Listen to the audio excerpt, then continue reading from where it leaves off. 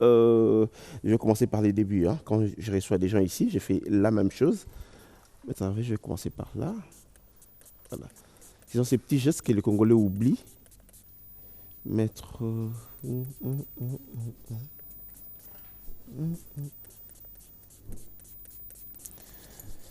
Et voilà, je vais également désinfecter le micro. Il ne faudrait pas que après ces plateaux, les gens viennent me dire que... C'est ça, non? Allez, on va faire cet exercice. Hein. Il ne faudrait pas que après ici, qu'on me dise que on a toussé ou bien on a fait la fièvre ou bien on n'a pas d'appétit ou bien on a des courbatures et puis après on est positif au Covid-19. Il faut le faire hein, de temps en temps à la maison. Lavez-vous les mains avec du savon, désinfectez vos mains. Lorsque vous sortez en public, masque, n'oubliez pas. Mais sinon, distanciation physique, comme nous l'avons fait ici sur ces plateaux, hein, ce sont ces petits gestes que nous pourrons arrêter la contamination du coronavirus. Monsieur, bonjour, je vous salue. Bonjour, cher Cécile. Allez, j'ai Maître Guillaume. Non, bon, lui, il ne veut pas que je le coupe. Bon, il est quand même avocat quand même. Maître Guillaume, bonjour. Bonjour, Jessie. Il est membre de la direction de communication de la présidence de la République, c'est ça? C'est cela. D'accord. Maître Hervé Diakessé. Bonjour, maître. Bonjour, cher Jessie. Notre gilet jaune, tu vas bien? Très, très bien, merci. Congolais debout, comment ça se passe? Nous sommes là, notre organisation a été endeuillée, comme vous le savez, une perte énorme, irréparable. Néanmoins, la structure continue et nos combats pour les valeurs, l'état de droit, la redevabilité, la lutte contre l'impunité et la corruption. Et généralement, en Afrique, quand les structures, le parti politique, les organisations sont liées à une personne. Bon, c'est arrivé que le syndicat Dokolo n'est plus. La suite, c'est quoi? Le mouvement est parti également avec lui ou bien il y a quelqu'un qui a pris la direction du mouvement? Non, non, mais déjà depuis notre congrès, nos premières assises nationales de septembre 2019, l'organisation s'était dotée des structures. Nous avions des structures particulières liées au combat pour l'alternance et qui étaient plutôt flexibles. Après, on a révisé nos statuts, donc par rapport à cela, il y a une déléguée nationale, il y a une coordination nationale, et dont je suis le porte-parole. Okay. Donc, contrairement à ce qu'on croit, ce n'est pas moi. C'est qui a pris la tête du mouvement aujourd'hui? Il y a la déléguée nationale, Madame Petronelle Bokombe, et il y a deux membres au sein de cette coordination qui mènent collégialement le fonctionnement du mouvement. Donc, syndicat Dokolo avait aussi un rôle particulier en tant qu'initiateur du mouvement, elle est numéro 1, mais l'organisation a ses structures et qui continue. C'est une parenthèse qu'on a ouverte très vite, on l'a refermée parce que depuis que le syndicat n'est plus, Madame Petronelle, on entend de moins, c'est Hervé, qu'est-ce qu'on entend de plus ça? Non, simplement parce que je suis le porte-parole, mais la déléguée nationale, elle a mené quelques activités, notamment des activités de solidarité vis-à-vis des orphelins pendant les fêtes de fin d'année. Donc il y a des moments où l'organisation peut porter de la voix sur des questions particulières des mobilisations. L'organisation a mené des activités contre la banalisation du tribalisme et des propos haineux qui commençaient à élire domicile sur la scène politique dans les réseaux sociaux. L'organisation a pris position notamment sur des questions imputées d'éventuelles corruptions au niveau de l'Assemblée nationale qui ont été comme ça inventées. L'organisation continue à prendre position. Sauf que nous sommes dans un contexte un peu plus différent où, au-delà de nos positions, nous les traduisions notamment par des actions de mobilisation. Or, dans les contextes actuels, certaines choses ne se justifient plus ou ne sont plus pertinentes en l'état. On y reviendra. Je crois qu'on aura toute une émission pour parler de mouvement citoyen parce qu'aujourd'hui, tous nous réclamons.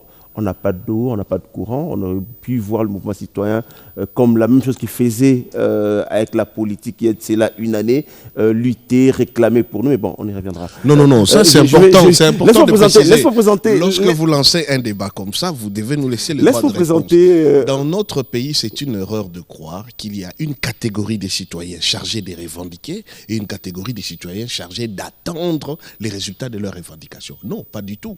L'eau, l'électricité sont des obligations de l'État. Et l'État nous les doit à nous tous sans exception. Et le problème, c'est très important de les dire, parce que les citoyens congolais ont développé une culture de la passivité.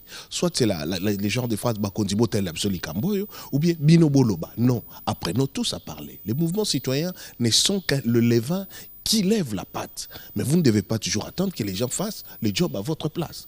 Nous sommes un aspect de la revendication citoyenne, mais chaque citoyen, la Constitution le dit, chaque Congolais a le devoir sacré de réclamer ce qui lui est dû. N'attendez pas toujours des mouvements citoyens pour ça. D'accord, on y reviendra. J'ai sens que sur ces plateaux. Maître Laurent Onyemba, bonjour. Bonjour, Jessica. Pour la première fois dans cette émission, comment vous allez? Bonne année. Merci. Content d'être là? Écoutez, j'ai vu les paniers naître. Je me suis attelé à lire ce que les autres ont écrit sur les paniers. Je suis quand même fier d'être sur ce plateau parce que vous avez fait beaucoup. Merci. Votre apport sur la culture est aujourd'hui indéniable. Je voulais saluer Jessie et Madame Lolita Kaya. Je vous ai vu naître et c'est une fierté aujourd'hui de venir sur ce plateau. Mais particulièrement aux côtés de mon ami et frère qui prolonge son anniversaire parce qu'il a fêté l'anniversaire. Ah oui, c'était hier. Bon, j'ai oublié, j'ai même pas dit bon anniversaire à votre Merci beaucoup, cher Jessie. Donc, rassurez-vous que nous sommes fiers d'être sur ce plateau, mais surtout de saluer le travail que vous faites. On a la culture de toujours vanter les qualités des gens quand ils ne savent plus écouter. Nous avons, nous et moi, c'est un engagement que j'ai pris personnellement de dire aux gens, des bonnes personnes, leur qualité pendant qu'ils peuvent encore écouter. Peut-être que ça peut prolonger d'un jour leur vie.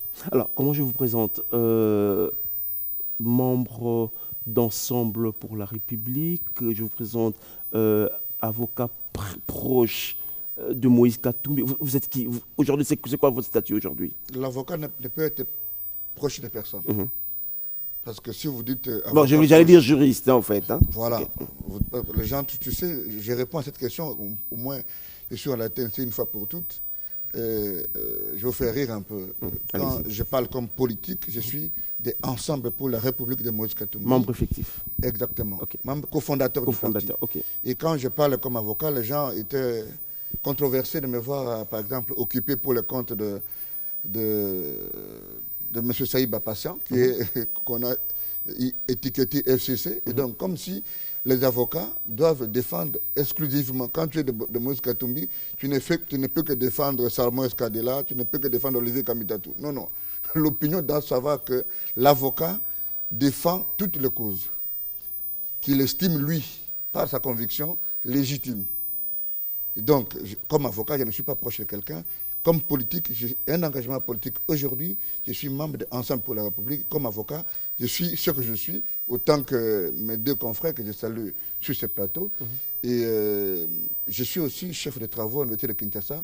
Et j'ai fait ma thèse dans la même université et associé à un centre de recherche à l'Université de Montréal, au Canada. Alors, on va parler de toutes ces choses. Je vais commencer par Maître Hervé. Hein. Vous êtes avocat à la Cour pénale internationale.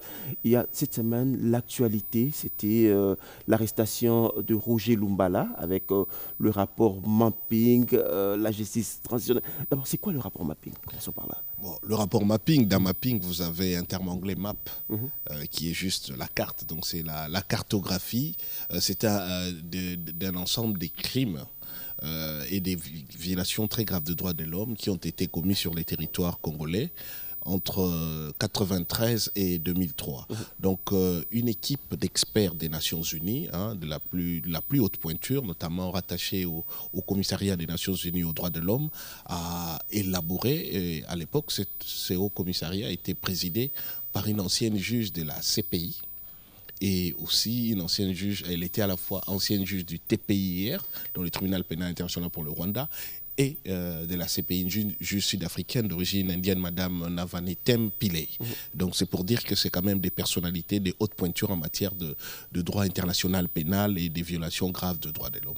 Alors ce rapport a consisté à procéder à l'inventaire de l'ensemble des plus graves violations de droits de l'homme qui ont été commises sur le territoire national et dont certaines particularités étaient constitutifs des crimes les plus graves qui aujourd'hui sont de la compétence de la CPI. Donc il y avait des crimes de guerre, des possibilités d'actes de génocide, certainement des crimes contre l'humanité. Tout ça, ça fait partie de la panoplie des 4 crimes qui sont de la compétence de la CPI, hormis les crimes d'agression. Une fois que la commission donc, a fait le mapping en donnant les dates, les lieux de commission de faits et en procédant à une qualification possible de ces crimes, elle a constitué donc ce rapport pour le publier et le déposer aux Nations Unies, en relevant que la justice congolaise, aujourd'hui, du fait de son effondrement ou de son incapacité à investiguer ou à répondre, à donner une réponse pénale à ces questions, se retrouvait dans une certaine difficulté et ça facilitait la répétition de ces crimes. Ça ne permettait pas aux victimes d'être restaurées, ça ne permettait pas aux victimes de recevoir une justice ou d'avoir une réparation. Cela est dû à un fait important, parce que pour beaucoup, le réflexe lorsqu'on parle de violations graves des droits de l'homme, des crimes des masses, des crimes contre l'humanité, se dit mais qui fait la CPI? Justement, le rapport mapping, ce n'est pas de manière totalement erronée ou arbitraire qu'ils ont cartographié ou limité les dossiers de violation des droits de l'homme de 1993 à 2003. Ça avait un sens. De 1993, parce que nous sommes dans la situation de la transition post-90 du président, du maréchal Mobutu, qui lance la transition, mais bloque la machine. Il y a beaucoup de soubresauts, des violences politiques qui ont lieu dans le pays, notamment même les massacres des chrétiens en février 1989. Donc, il y a pas mal de situations, que les pillages, beaucoup de choses. Mais surtout, après, il y a l'entrée de l'AFDEL en 1997, suivi de la rébellion de 1998, les massacres des Kassika, Kakobola, la situation de l'Ituri, l'affaire des cannibalismes en Ituri, un ensemble de violations massives de droits de l'homme qui ont suivi, mais qui malheureusement, même si aujourd'hui aurait pu être la compétence de la CPI, mais la CPI ne peut pas les poursuivre. Elle ne peut pas les poursuivre simplement parce qu'il y a un principe de droit pénal qui dit la CPI le principe de non-rétroactivité de la loi pénale. La CPI ne peut pas, c'est dans son statut, investiguer pour des crimes commis antérieurement à son entrée en vigueur. C'est vrai que le statut de Rome de la CPI est entré en vigueur en 2002, mais la CPI a commencé à installer et le procureur et les juges en 2003 pour poser des actes de répression. Donc tous les crimes repris dans le rapport mapping ne peuvent pas faire l'objet de poursuites par la CPI. Ils n'en demeurent pas moins graves. Et l'idée de laisser croire que ces crimes doivent être impunis au regard de leur gravité a fait que le prix Nobel de la paix de notre pays, le docteur Denis Mukwege, notamment avec la commission justice et paix, sauvegarde de la création de l'église de l'ECC, et l'ensemble d'acteurs de la société civile ont levé les tons parce que le rapport avait totalisé 10 ans en 2020. Il n'y avait eu aucune suite pénale, soit pour un tribunal spécial, soit pour des mécanismes de répression. Raison pour laquelle, avec la voix du prix Nobel, qui a d'ailleurs connu quelques soucis avec le gouvernement ou quelques autorités rwandaise du fait de cette dénonciation, mais ça a permis aujourd'hui une première réponse. Cette réponse est venue de la France. Pourquoi? Parce que la France est un État parti à plusieurs conventions internationales, et notamment un État parti aux Nations Unies. Et certains des crimes répertoriés dans le rapport mapping sont aussi des crimes punissable en droit français.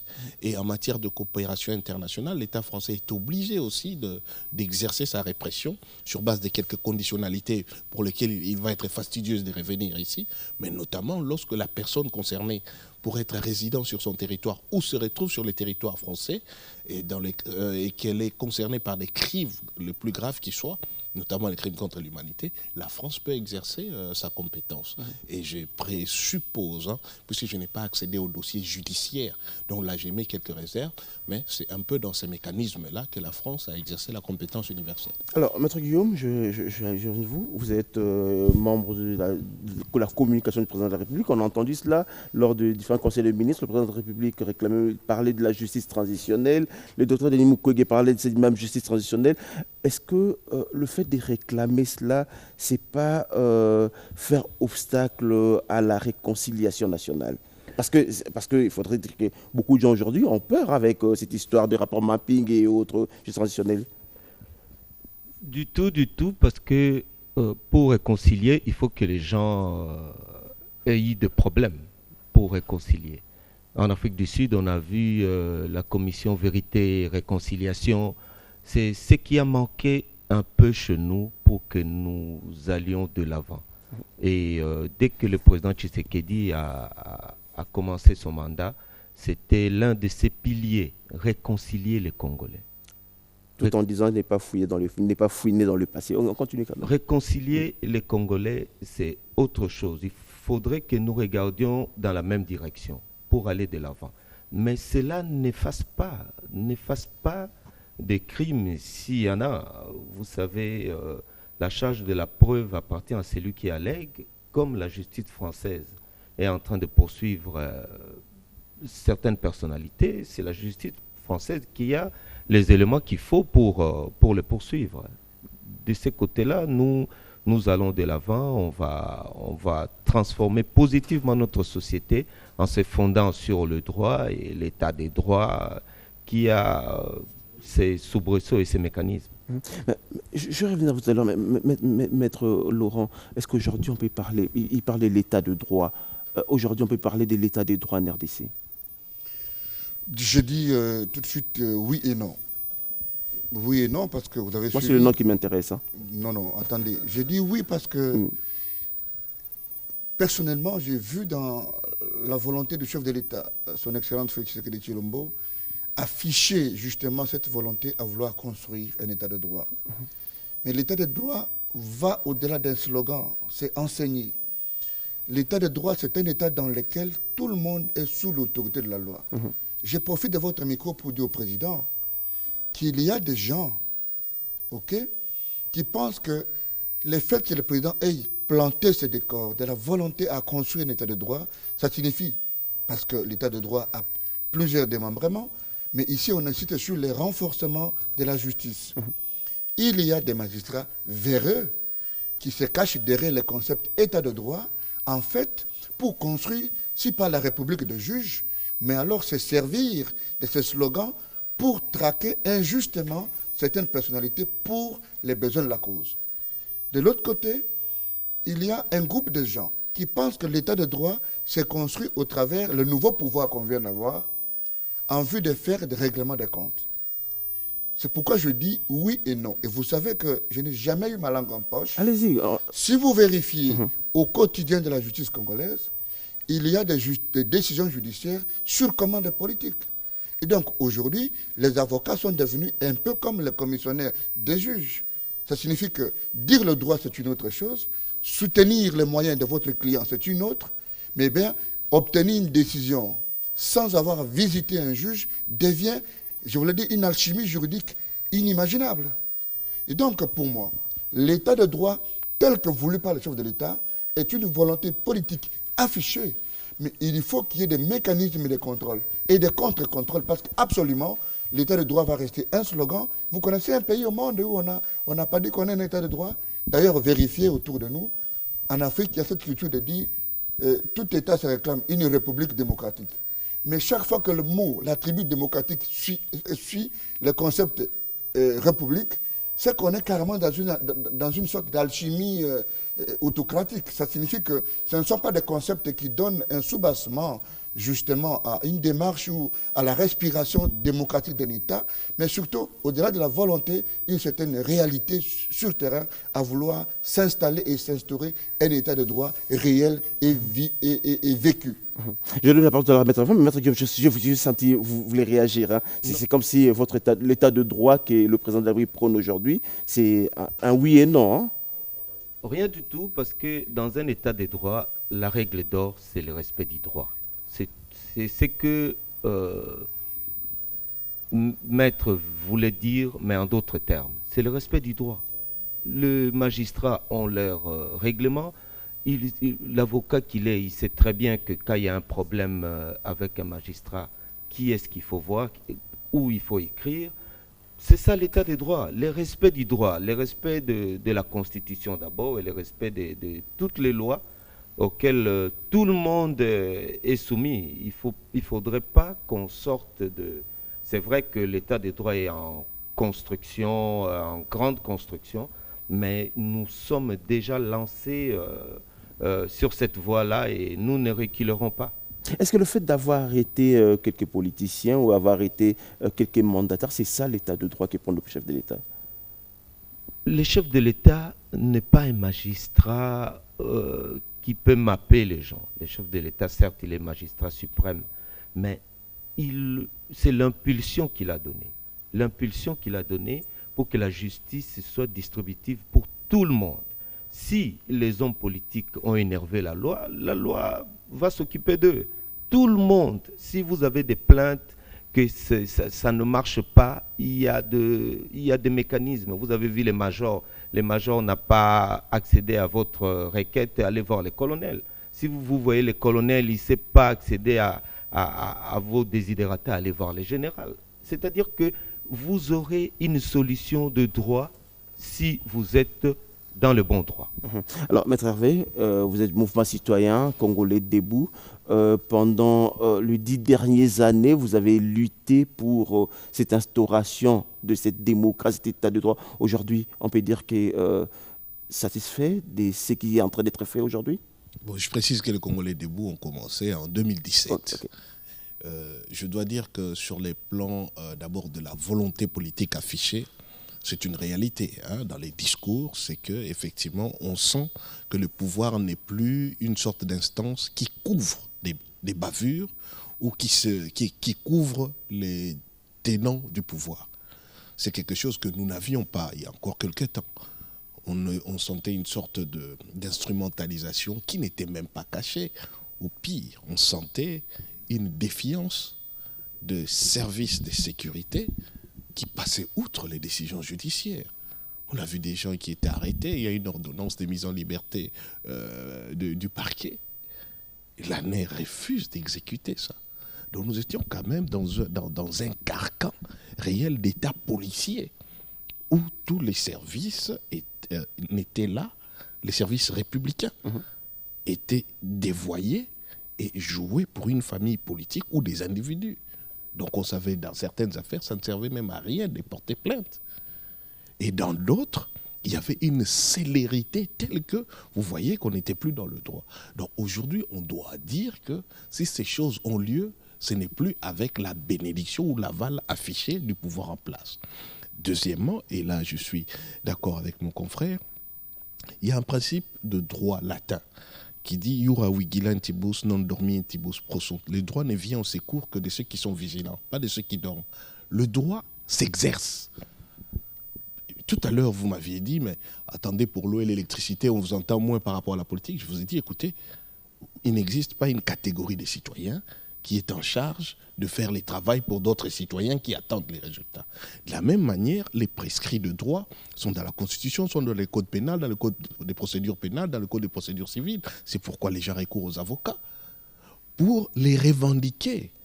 Quel que soit le pays, si vous ne revendiquez pas vos droits, eh bien, vos droits resteront lettre morte. Ils seront potentiellement susceptibles de vous bénéficier. C'est comme un chèque. On peut vous signer un chèque de 5 millions de dollars. Si vous n'allez pas au guichet d'une banque pour le tirer, vous n'aurez pas. Vous aurez potentiellement 5 millions de dollars, mais vous ne les retirerez jamais. De la même manière, dans ces pays, quand l'autorité politique ouvre une brèche, ce n'est pas pour attendre que le président de la République aille voir chaque magistrat pour dire appliquer la loi. Nous savons, mon confrère Laurent Onyemba parle d'une situation particulière liée notamment aux accointances ou aux connivences au sein de la magistrature. Mais nous avons un code d'OCG, nous avons une organisation de compétences judiciaires, maintenant le code judiciaire, le code de procédure pénale, qui prévoit des mécanismes pour récuser des magistrats. Qui a déjà interdit aux avocats de les récuser? Nous avons des mécanismes de suspicion légitime. Mais il y a des conditionnalités, parce qu'il ne suffit pas de dire que la tête de ces magistrats par rapport à mon client, ça va tourner mal, mais il faut alléguer, articuler les faits. Donc moi je pense qu'aujourd'hui nous avons tous un rôle à jouer, c'est que nous devons revendiquer ce que la loi a prévu pour nous, ou à l'époque où nous le faisions, nous savions que ça ne servait à rien parce que les systèmes étaient verrouillés par rapport à ça. Mais nous tous, nous le savons, et d'ailleurs il l'a très bien dit, aucun d'entre nous n'attendra que les chefs de l'État n'aillent faire le job à notre place. nous irons, nous revendiquons, nous dénoncerons les scandales. C'est ça le rôle des citoyens. Mais en même temps, nous devons respecter les présomptions d'innocence, la dignité des personnes, la dignité des magistrats, avant d'alléguer certains faits. Mais cet état de droit, Maître Laurent, Maître Hervé, Maître Guillaume, cet état de droit, c'est comme si ceux qui sont de l'autre côté de la vie, c'est-à-dire que ceux qui ont été au pouvoir hier pensent que ce que les gens prônent comme état de droit aujourd'hui, ce sont eux qui sont plus visés, ce sont eux qui sont plus victimes. Bon, écoutez, je suis totalement d'accord avec les confrères, mais ici, je ne me plains pas pour dire qu'il n'y a pas les mécanismes, justement, d'avancer dans cette problématique, de dire qu'on connaît le mécanisme, que tout le monde connaît, qu'il y a les prérogatives de récuser un juge. Mais je pense qu'il faut une éthique. Parce que si on a toute l'éthique et que tout le monde rentre dans la pensée du chef de l'État, ok, on avance. Imaginez-vous, je donne un exemple d'école. Vous êtes devant un juge, vous êtes en matière d'urgence dans un tribunal de commerce quelconque, et que vous savez que pour obtenir un donné acte en vue de récuser un juge, il faut aller à la Cour de cassation, et les audiences se passent ce vendredi. Mais vous êtes au tribunal de commerce, vous êtes un lundi, ou un mardi, ou mieux un jeudi, et que l'affaire est prise en délibéré. Pour récuser un juge, ça signifie que, pour dire que, en français soit facile, ce que dit Hervé, il faut obtenir aussi, aller en droit, obtenir une procédure pour venir dire au juge que je vous récuse. Mais vous êtes lié à la problématique du délai. Donc, si les magistrats intériorisent la philosophie du chef d'État qui veut d'un État de droit, ça signifie qu'il veut que chaque fois que le magistrat est contacté, absolument qu'il dise le vrai droit, au lieu de chercher des soubresauts, des mécanismes de les récuser, nous allons tous avancer. L'idée, ce n'est pas de dire ici que les magistrats sont ceci ou d'indexer un groupe d'individus. Mais l'idée, c'est de planter le décor pour dire que de la volonté du chef de l'État aujourd'hui, parce que c'est le magistrat suprême, c'est le garant de la nation, c'est le guide en réalité, c'est lui qui donne la direction de la boussole. De son point de vue, il y a une volonté affichée. Il ne cesse de le répéter en disant, et c'est même ça qui m'a, moi comme membre de Ensemble pour la République, c'est même ça qui m'a motivé à dire qu'il est possible d'aller dans la philosophie de ce que lui appelle Union pour la Nation. En disant, il est temps... L'Union sacrée, Union pour la Nation, c'est par le Vital Kamerhe. L'Union sacrée. L'Union sacrée. Ça signifie que vous abandonnez des tares, vous abandonnez un certain nombre de choses et vous allez vers les valeurs. Et les valeurs sont universelles. Êtes-vous fiers, à un moment donné, quand on publie la liste des gouvernements dans notre pays, quand vous regardez la manière de parler de certains ministres? Je ne vais pas vous citer de noms.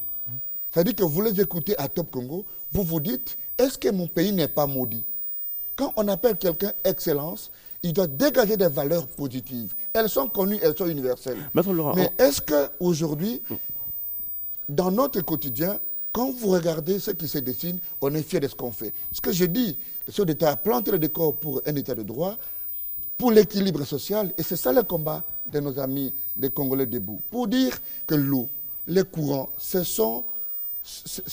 notre quotidien, et que c'est de l'obligation de l'État de nous fournir. À défaut, vous libéralisez les secteurs pour qu'il y ait le devoir de redevabilité. À chaque moment que vous payez votre facture d'eau, vous devez avoir au retour de l'eau à la maison, on doit avoir du courant. Et nous disons, nous sommes les grands Congo. Et vous avez entendu tous les mots. L'éléphant qui dort, l'éléphant debout, l'éléphant à genoux. Nous sommes les blocages de l'Afrique. Est-ce que tu peux savoir que tu veux partir de l'Afrique du Sud? Si tu veux traverser, tu veux arriver au Rwanda, non, le problème, ce sera le Congo. Il n'y a que chez nous qu'il n'y a pas de route. Il n'y a que chez nous que nous avons un problème d'infrastructure. On n'a pas d'eau, on n'a pas de courant. Mais vous rêvez les potentiels que nous avons. Dubaï est une fabrication. Donc, je suis même curieux, je termine par là, quand on justifie tout ce qui se fait aujourd'hui par Mobutu, et je vais encore dire que nous n'avons pas le droit de dire encore qu'après 2 ans qu'on continue à parler de Kabila, parce que Dubaï s'est transformé à 10 ans. Les autoroutes, plutôt les TGV sont au-dessus des maisons, et donc avec une volonté politique affichée, une expertise renouvelée, avec des valeurs connues, un décor planté par le chef de l'État, au bout de 5 ans, nous pouvons aller de l'avant. Que de tournoyer, que de faire des querelles politiciennes. C'est ça le problème du Congo et du Congolais. Alors, on va parler de cette union sacrée, cette union sacrée où tout le monde est en train de prendre part. Bon, on va parler, mais ma question, je reviens sur ma question, c'est comme si cet état de droit ne vise qu'un groupe d'individus qui ont géré le pays pendant les 18 années passées. C'est comme ça qu'ils se disent. Hein. Non, mais vous avez suivi, au début, quand on vous présentez, vous avez dit avocat proche de. Et ce mot n'est pas anodin. Tu sais pourquoi? Parce que moi, j'ai défendu certaines personnes, ou je voulais dire certains mandataires, qui sont justement de cette gouvernance que vous appelez passée. Moi, je ne sais pas, parce que pour moi, il y a la continuité de l'État. Et quand on est mandataire public, eh bien, on n'est pas comptable d'un chef d'État qui vient de partir. C'est ça la culture politique qui manque dans ces pays. Et je vous ai dit ça parce que j'ai dénoncé un comportement, j'ai assisté 2-3 personnalités, et vous voyez vous-même. Je ne suis pas le juge pour dire que le dossier est vide ou il n'est pas vide, mais de mes convictions d'avocat. On interpelle quelqu'un au nom d'un dossier imaginaire et la procédure n'est pas respectée. Les gens m'ont dit un jour que non, j'ai défié les autorités judiciaires, que j'ai défié le numéro 1 de la magistrature. Vous rappelez qu'en droit, comme mon ami Hervé l'a dit, pour que les magistrats entendent une personne, vous devez avoir de la qualité. Et la qualité signifie quoi? Que quand vous êtes directeur général, par exemple, vous n'êtes pas justiciable du parquet général près de la Cour de cassation. La loi a voulu que le directeur général soit justiciable devant la Cour d'appel. Et donc, tout en connaissant le principe, par exemple, de la célérité, de l'unicité du ministère public, le parquet général près de la Cour de cassation n'a que le pouvoir de supervision. Il ne peut pas instruire un dossier. Mais si vous vous réveillez un matin et que vous êtes avocat d'un directeur général, d'un service public de l'État, et que vous dites au magistrat, vous dites, non, vous n'avez pas la qualité, vous n'avez pas la compétence d'entendre ses clients. Son juge naturel est à côté. Et c'est ça au quotidien. C'est comme ça que l'image qui a été diffusée, c'est de croire qu'il y a un groupe de gens qui fait le règlement des comptes. Et heureusement qu'il y a cette volonté plantée au décor du chef de l'État qui a voulu qu'effectivement, des comportements comme ça soient punissables. Mais il faut les dénoncer. Alors, mais aujourd'hui, je termine. Quand vous regardez, je ne suis pas d'accord que Vital Kamerhe soit en prison, mais je peux te jurer que le fait que Vital Kamerhe, le directeur de cabinet d'État, aille un jour et réponde devant la justice, on ne l'a pas rêvé depuis 18 ans. Le fait qu'un jour, les proches du président de la République, ou même la personne qui est à la tête de la structure de lutte contre la corruption, soit lui-même interpellé, encore que je demande effectivement que son procès, il faut qu'on fixe le dossier parce qu'il ne faut pas qu'il y ait des interpellations cosmétiques en vue de donner l'impression qu'il y a une démarche dans la confection d'un état de droit, alors qu'en réalité, on est dans le cosmétique. Mais ça, c'est des signaux qui renvoient un bon signal pour les auxiliaires de justice que nous sommes. Mais je voulais dire qu'il y a eu au départ une forte tendance dans les chefs de certains magistrats vers eux à vouloir récupérer la volonté du chef de l'État pour des intérêts personnels. Je sais de quoi je parle. Alors, juste une petite précision, si vous permettez. Il y a deux choses quand même importantes à dire. La première, lorsque mon distingué confrère Laurent Onyemba... On réfléchit, hein, Maître Guillaume, on échange. Hein. On échange. Voilà, il y a... il y a la continuité de l'État, la continuité de l'administration. Non, on sait comment on a vécu dans ces pays. Hein, donc, restons vraiment dans la réalité. Vous dites, mais ça donne l'impression qu'on s'attaque à un camp. Non, il y a eu un régime passé où les gestionnaires des entreprises publiques s'est comporté en potentat et en gestionnaire de caisse pour une famille politique. Et que les modalités de leur désignation étaient liées par leur allégeance à un groupe politique donné. C'est factuel. Ce n'est pas un procès d'intention, c'est une réalité. La preuve que même le FCC Cash a constitué un des éléments de son accord sur les partages de postes dans les entreprises publiques. Donc la question de la gestion du portefeuille de l'État était politisée. Elle l'a été sous l'ancien régime et l'a continué lorsqu'il s'agit d'organiser les fonctions de FCC Cash. Donc autrement dit, forcément, les détenteurs du portefeuille de l'État étaient là pour des raisons politiques. Et malheureusement, ça a eu une incidence sur leur gestion, leur mégestion, à telle enseigne que toute interpellation les concernant, au lieu qu'elle garde le cadre strictement judiciaire, devenait une interpellation politique. Là est le grand problème, parce que nous avons toujours été de ceux qui disons il faut dissocier cela. Vous ne pouvez pas, par exemple, pour désigner un pilote dans un avion, cherchez si les FCC cash ou Union Sacrée. Vous cherchez les meilleurs. Vous avez Ebola ou vous avez Covid.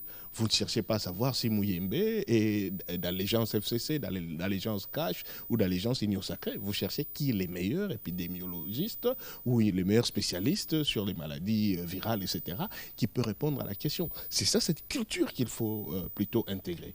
Et c'est ce que nous n'avons pas eu. Et aujourd'hui, la plupart des actions de poursuite, et notre déontologie nous interdit de toute façon de discuter sur les affaires judiciaires en cours et de discuter sur telle démarche que tel confrère aurait pu avoir, etc. Donc, je m'abstiens sur ces questions-là. Nous pouvons discuter en aparté. Je vais revenir à vous. Mais je voulais juste préciser cela. Oui, ça sont des actions... On n'est pas dans la continuité. Ce n'était pas la continuité de l'État seulement parce que c'était des gestionnaires du portefeuille de l'État. Nous avions affaire à des acteurs politiques qui avaient eu un mandat, mais dans le portefeuille de l'État, où ils représentaient leur camp. C'est la plus option. Nous avons eu aussi des entreprises où il y avait des sections, des entreprises publiques de l'État, où on ouvrait des sections des partis politiques. Ça, je suis d'accord. Totalement inadmissible. Oui, parce que je me demande si ça s'est arrêté. Hein, ça doit s'arrêter. C'est encore une autre question. Mais parce que constitutionnellement parlant, l'administration est tenue à la neutralité. L'administration est la même pour nous tous. Nous sommes ici sur la chaîne nationale. Cette chaîne est pour tous les Congolais, de l'opposition comme du pouvoir, de la société civile. C'est comme ça qu'on se retrouve là. Tout le monde est là. Exactement. Donc c'est ça l'idée. C'est une administration, c'est un service public. Il a un principe de continuité, mais il a aussi, puisqu'il a inventé la continuité, et il a raison, mais il y a aussi la neutralité. Il y a le principe de l'égalité de tous, et là, au même service. Vous parlez des entreprises publiques, mais pour des questions politiques, par exemple, quand ils vont à la Cour de cassation, à la Cour constitutionnelle aujourd'hui, ils se disent, c'est comme si la Cour de cassation, la Cour constitutionnelle, qui doit rester nette pour tout le monde, c'est comme si elle donne plus de réponses favorables au régime en place. Je reviens à vous. Non, là, quand vous ne pouvez pas poser un problème et tourner les dos comme si je l'avais pas. Non, je vais juste poser une question. Je voulais terminer par rapport à ce que Maître Onyemba a dit. Oui, justement, je voudrais justement ajouter une question. Il sait que quand une affaire est en instruction, on ne peut pas faire de commentaires là-dessus. Et il ne peut pas viser non plus de gens parce que c'est un proche du chef de l'État. Il faut qu'on fixe impérativement les dossiers. Les magistrats... C'est un vœu, on échange. Oui, les magistrats sont en train d'instruire. Je crois qu'on devrait respecter cela. Oui, mais c'est justement la même chose qu'il dit. C'est justement, on dit que ceux qui sont proches du chef de l'État, lorsqu'ils sont interpellés, puis quelques heures après, ils sont relâchés. C'est qu'on dit que cette justice, c'est comme si elle est une justice pour un groupe d'individus. Vous parlez de la justice. La question que j'allais poser, Maître Guillaume, je ne sais pas si aujourd'hui c'était vraiment le sujet. Non, on devait parler de toute l'actualité. Mais depuis que les juristes nous ont ramenés dans leur terrain, on ne glisse que par là. On va parler de l'Union Sacrée. Maître Guillaume, dites-moi, aujourd'hui, c'est comme si le président de la République a donné l'impulsion de cet état de droit, mais il manque les mesures de garantie, les mesures d'accompagnement pour cet état de droit. Je vous ai encore dit ici, et je le répéterai 10 000 fois, que l'état de droit, c'est le respect du droit. Même quand on accuse quelqu'un, vous savez qu'il a la présomption d'innocence au départ. Et les magistrats instruisent. Ce n'est pas les réseaux sociaux, ce ne sont pas le fait divers. C'est la vie des gens, la liberté des gens. La liberté est sacrée. On a ratifié les mécanismes internationaux pour garantir la liberté des gens. On ne peut pas jouer avec la liberté des gens. On vient, le magistrat, il sait pourquoi il interpelle. Mais ici, dès qu'il est entré chez le magistrat, pour vous, il est quasi à Makala, il a 5 ans de prison, 10 ans de prison. Non, respectons cela. Quand on respecte comment on interpelle déjà les gens, qu'on respecte les conclusions de ces magistrats-là. Qu'on ne tire pas sur le magistrat tous les jours. Moi, je crois que le vrai problème dans la magistrature, c'est de faire respecter les délais de rendu de décisions, des arrêts, des jugements. C'est quelque chose qu'il faut revoir. Quand on ira dans ce sens-là, les affaires pénales qui doivent être rendues dans les 7 jours, dans les 8 jours, les affaires civiles dans les délais légaux, comme ils disent, 30 jours, tout ça, il faudrait que cela soit respecté. Vous allez voir, ça va diminuer ce que Maître Onyemba a dit ici.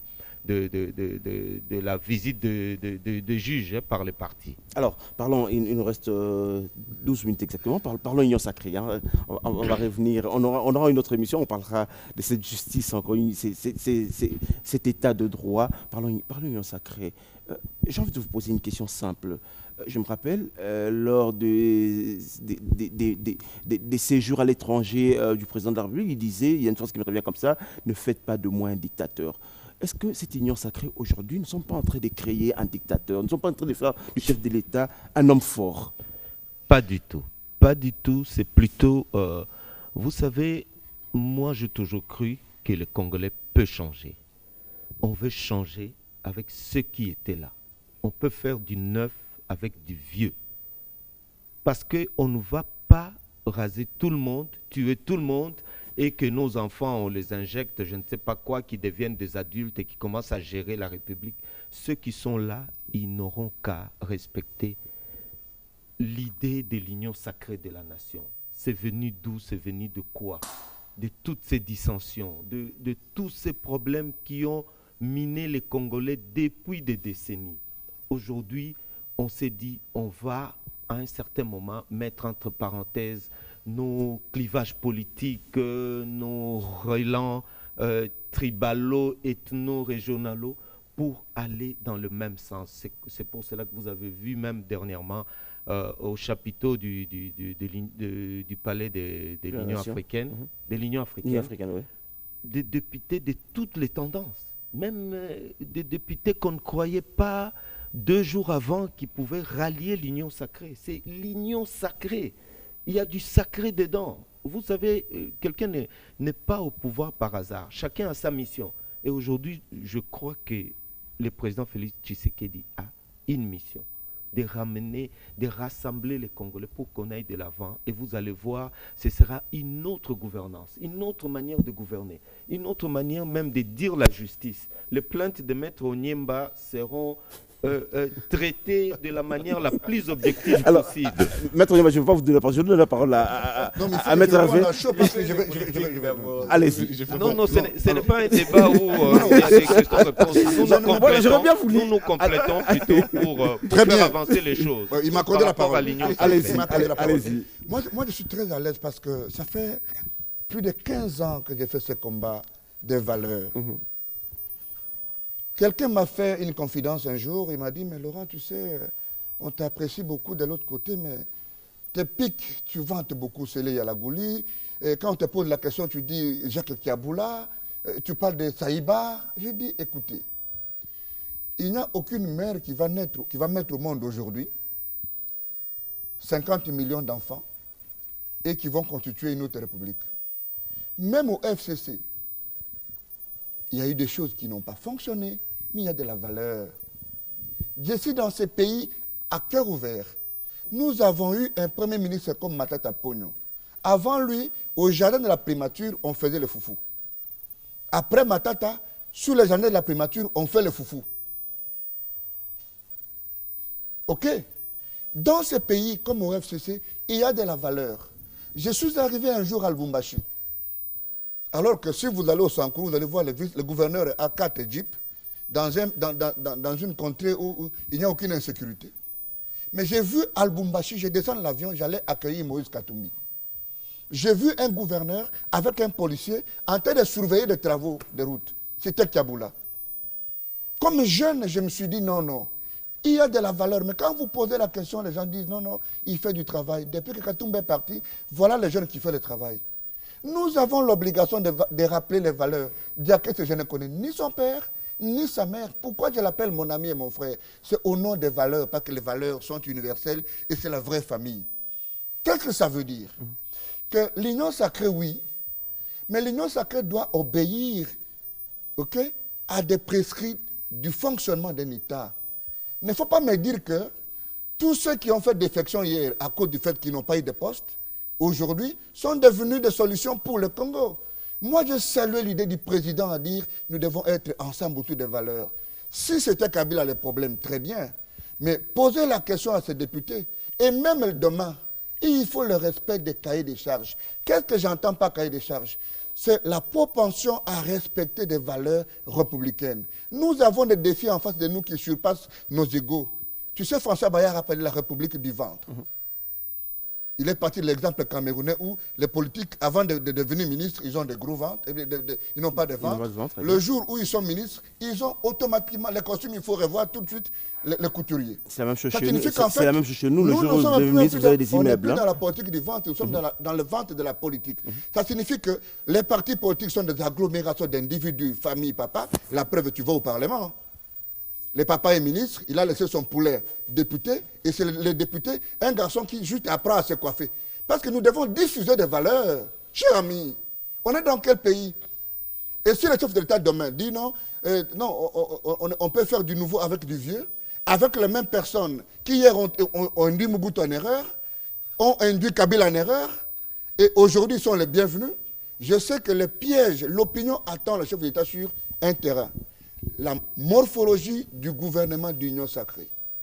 Ça sera le déclic pour qu'on identifie que Félix a fait cette histoire autour de lui et non autour des valeurs. Mais moi, je crois au chef de l'État. Je sais qu'à un moment donné, il peut y avoir des gens qui peuvent conseiller dans tel ou dans tel autre sens, mais deux indicateurs. Le premier, et je parle ici comme alors membre d'Ensemble pour la République, nous sommes le plus grand regroupement qui avons décidé d'accompagner le chef de l'État. Et donc, même la répartition en termes de responsabilité se fera par rapport à la radioscopie des forces politiques. Ça, on va laisser ça. Deuxième élément. Réfléchissons par rapport aux valeurs. Adhérer à la philosophie du chef de l'État. Là, il a pris la casquette de membre d'ensemble.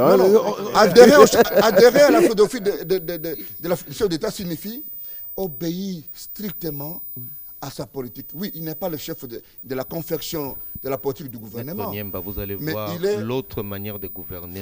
Attendez, je vais donner la parole. Donnons la parole à... Mais le chef d'État, avec le Premier ministre, discute de cette politique. Et donc, moi, je dis aujourd'hui que nous ne voulons plus revoir des scènes où le président de la République vient pour que le juge prête serment, mais un chef de corps estime qu'il a reçu l'ordre d'une personne tierce. Ça, c'est des scènes qu'ils doivent oublier. Alors, construisons la République autour des valeurs. Il y en a dans ces pays. Et la jeunesse est dévouée pour cette cause. Donnons la parole on me dit déjà, c'est fini. Donnons la parole au citoyen. Maître Harvey, quand vous observez aujourd'hui, c'est comme si on va faire du... Sans le même personne qui revient. Finalement, c'est l'union sacrée. Comme je disais, le chef de l'État disait lui-même, ne faites pas de moi un dictateur. C'est comme si aujourd'hui, vous voyez sur ce plateau, tout le monde est d'accord, tout le monde adhère à cette vision et on est en train de créer un homme fort. Non, moi, je crois qu'on doit être cohérent. Nous avons donné de la voix lorsque nous avions constaté que la nation était dans une inertie, dans un blocage total et dans des querelles permanentes. Nous ne comprenions plus où nous allions. Le front social, jusqu'aujourd'hui, attention, nous avons un front social très grave. La paye des enseignants, la paye des médecins, le grand chômage.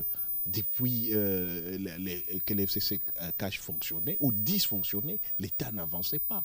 Donc tout le monde a donné du ton. Le président de la République nous a consultés. La société civile, nous lui avons dit, vous êtes dans une situation où, si vous ne quittez pas ces carcans, vous mettez les pays en danger. Il faut inventer, créer d'autres voies. Et la voie qui est l'actuelle a démontré ses limites. Et on ne peut plus continuer ainsi. Bon, en même temps, mais pourquoi en écoutant toutes les couches de la société, Jessica Bassel croit qu'on va fabriquer un justement, j'y arrive. Alors, des deux choses l'une. Il est dans les dénis. Des deux choses l'une. Non, on réfléchit. Oui, on réfléchit. Des deux choses l'une. Maintenant, réfléchissons constitutionnellement. Il n'y a pas une majorité absolue IDPS. Bon, s'il doit être dans le cas de la Constitution, il est obligé de se trouver une majorité. C'est aussi simple que ça. Ou sinon alors, dans ce cas, qu'il envoie l'armée chasser les députés, il dit c'est moi qui décide et j'ai fait tout. Donc s'il consulte, il nomme un informateur, il cherche à se créer une majorité. Parce que nous, franchement, nous, la population... Les citoyens que vous faites. Voilà, ce que les gens veulent aujourd'hui, qu'il y ait des emplois, qu'il y ait des routes, qu'ils aient droit à la santé et qu'on ait un État qui soit au service de sa population. Et notre constitution doit être respectée par-dessus tout. On veut un président qui soit à l'écoute de nos préoccupations et que nous puissions préparer des élections qui légitiment toutes les institutions et que ce soit de manière crédible et transparente. Et nous voulons aussi la sécurité à l'est du pays et sur toute l'étendue du territoire national. Et ces choses, on n'avait plus aucun espoir avec les querelles permanentes. Attendez, chaque jour on s'est réveillé, c'est tel groupe qui s'est réuni et qui dit « il ne se sent pas concerné par ceci », et puis un autre groupe qui se réveille et qui dit « nous, avant d'appliquer, il faut qu'on nous dise si cela est normal ». Mais l'État n'appartenait ni au FCC ni au CACH. L'État appartient à tous les Congolais.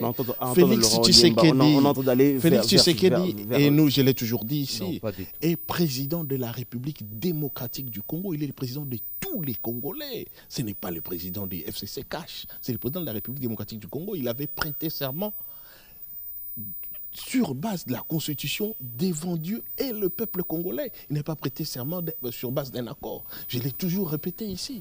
Et donc, de ce fait, il doit tenir compte de ça. Voilà. Monsieur, on est sur la lignée de l'union sacrée de la nation. Et malheureusement, monsieur, je crois qu'on pourra... En tout cas, c'est tout ce que nous espérons en tant que population. Malheureusement, on pourra revenir la semaine prochaine. On me dit, c'est fini pour aujourd'hui. Hein. Les temps... La télévision, Maître Laurent, je sens que... J'éviterai Maître Niemba la prochaine fois. Je sens que vous avez encore beaucoup de choses. Non, pas l'éviter. On a toujours... C'est par rapport à la monopolisation de la parole. Vous savez, après le discours du chef de l'État, j'étais invité à la présidence pour le commenter. Et donc, j'étais l'un des 3 premiers Congolais, qui ont salué l'avènement de l'Union sacrée. Donc, je suis le premier à aller dans la démarche, mais rassurez-vous que j'adore le côté, la volonté à vouloir la critique du président. J'adore ça. Le président aime la critique et la critique nous avance.